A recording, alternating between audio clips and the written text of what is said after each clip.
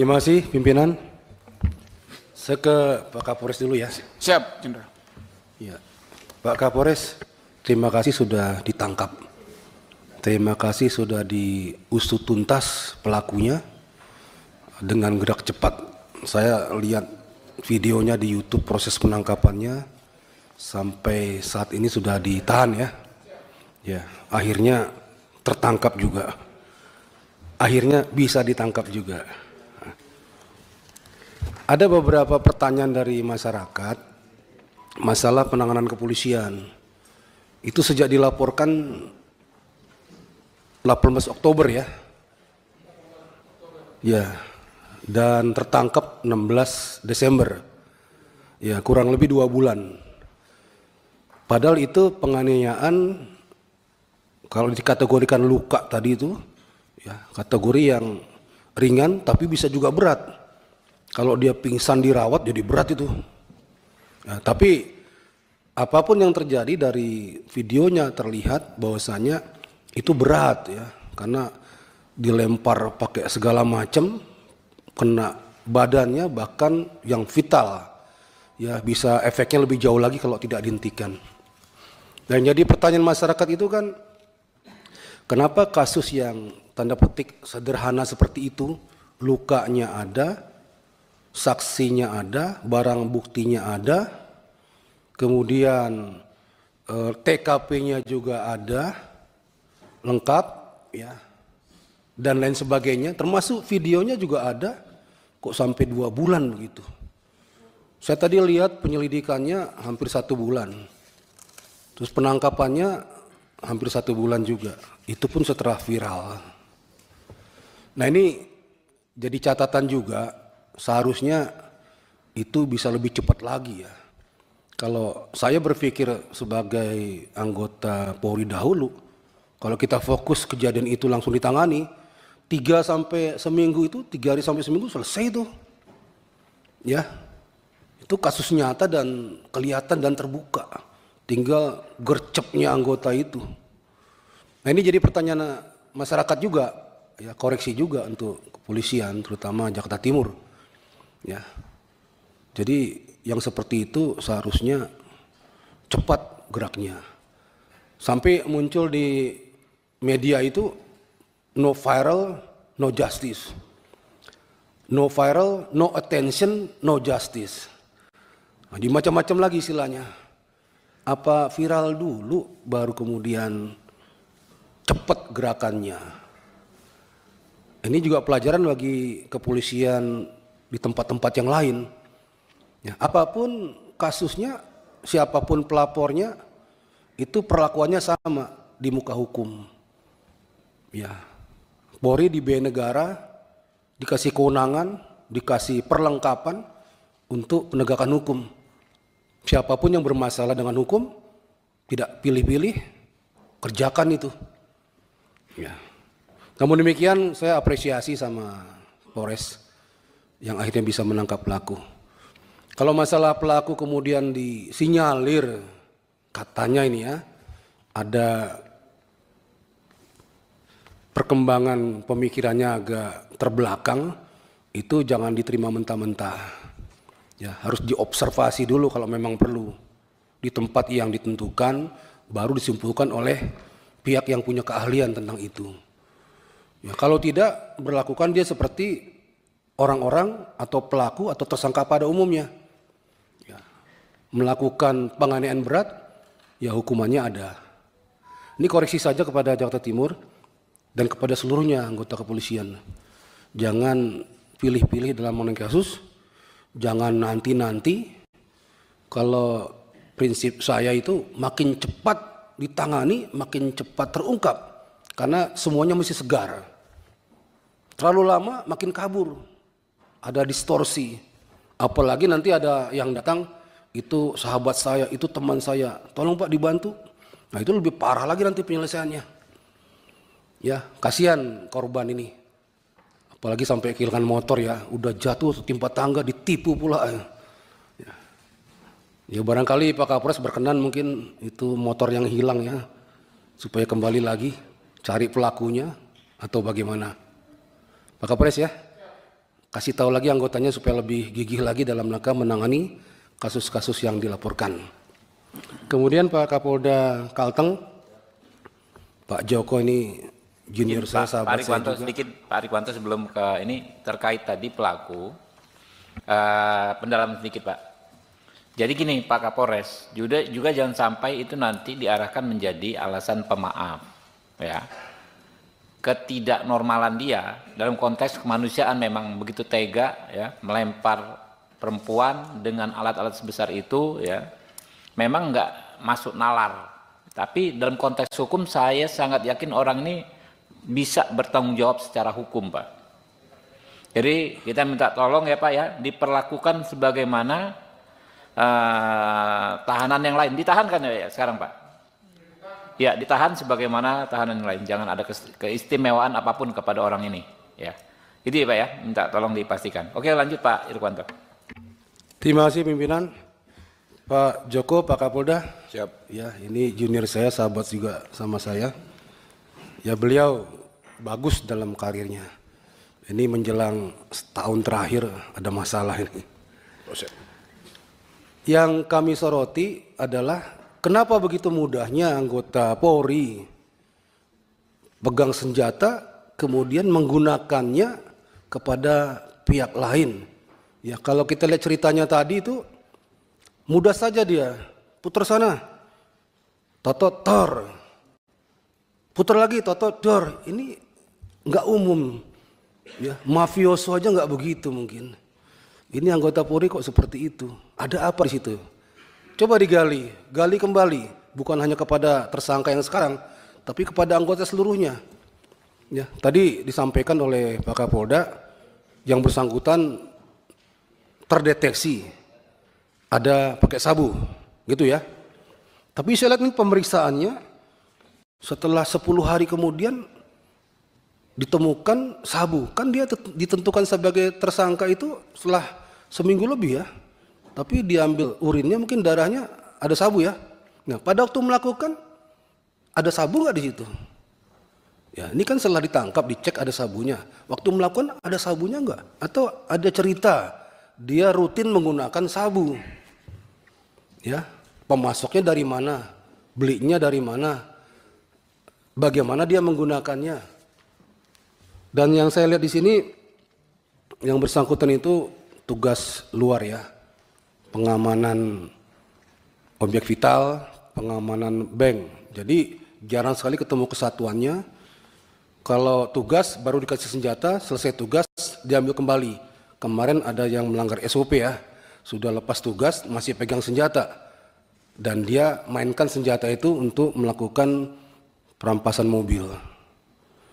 Nah, anggota-anggota yang di luar tugas pokoknya ini, tugas tambahan pengamanan objek vital itu kadang-kala jarang sekali dapat sentuhan arahan dari pimpinannya. Bahkan kadang-kadang kelewatan, loose. Jarang sekali harus bagaimana tugas yang baik, SOP-nya bagaimana dan seterusnya. Ini yang suka kejadian di mana-mana, akhirnya merusak nama Polri itu sendiri. Ini arahan juga bagi Polri secara umum untuk anggota-anggota yang sudah rutin apel itu tetap jangan hilangkan pedoman-pedoman kerja yang sudah ada. Ya, anggota kita itu, anggota Polri itu perlu sentuhan, touching. Ya, tanyakan keluarganya, tanyakan rumahnya di mana, ya, tanyakan makannya apa, sudah nikah belum dan lain-lain, sampai kepada yang sifatnya profesional. Tugas pokoknya diingatkan kembali. Saya melihat anggota Polri selama ini tuh pendapat saya itu kurang sentuhan, kurang arahan. Mohon maaf kalau meminjam istilah dialeknya orang Bali, dianggap otomatis gitu loh. Ya, dianggap everything is okay. Semua berjalan apa adanya. Mereka sudah ngerti. Padahal tidak demikian. Perlu diingatkan terus. Tiap apel diingatkan bagaimana megang senjata api, bagaimana menggunakannya, bagaimana patroli dan sebagainya. Kalau kurang arahan, akhirnya mereka buat pencerahan masing-masing. Buat tindakan masing-masing yang menurut mereka ini nggak apa-apa kok, ini nggak masalah kok. dan lain-lain ya. Ini touching, sentuhan, arahan, perlu terus. Ya Pak Joko, terima kasih sudah terungkap, tertangkap, dan belasungkawa untuk keluarganya. Tapi ingat, jangan lagi terulang kepada anggota yang lain. Ini jadi pelajaran bagi Polri, bagi Polda manapun.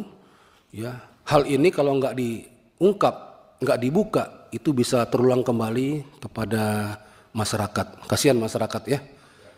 Terima kasih Pak Ketua. Saya perpanjang dulu ya, 20 menit ya. Silakan Pak Rudi mungkin. Terima kasih pimpinan, anggota DPR yang Komisi 3 yang saya hormati, Pak Kapolda beserta jajaran dan Pak Kapolres Jakarta Timur ya, Jakarta Timur. Mungkin saya mulai dari Polres Jakarta Timur. Ini kasus Pak Kapolres, apakah penangkapan, saya bisa bertanya langsung Pak, atau bisa Pak ya, pimpinan izin, apakah perintah penangkapan kepada tersangka, siapa namanya, Sugama Halib ya, Jos itu, nanti setelah viral di media, ataukah memang sebelumnya sudah ada perintah tangkap misalkan.